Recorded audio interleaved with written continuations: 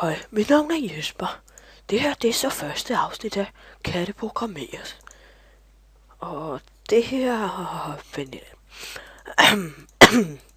ja, det skal I ikke tage af. Det er... Ja. Så starter I med at åbne Visual Studio. Jeg har så den udgave, der hedder Ultimate. Så går vi derop der. Og så er der det rigtig smarte. Man kan selv kalde det et navn.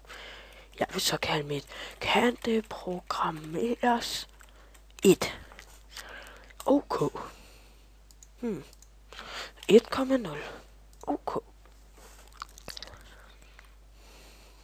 Tænke. Så vil jeg så lave en bottom. Bare, den må du stille, hvor du vil.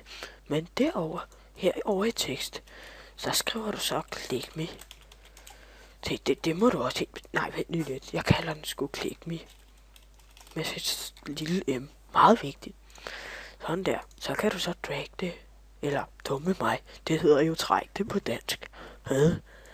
Nu, se her. Nu går vi herind.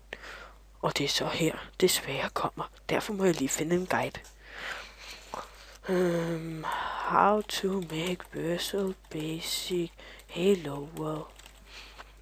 Sådan der. Så går vi herind. Og så tager vi den der linje her. Og kopierer den ind. Så går vi ind igen her. Og så copy-paster vi.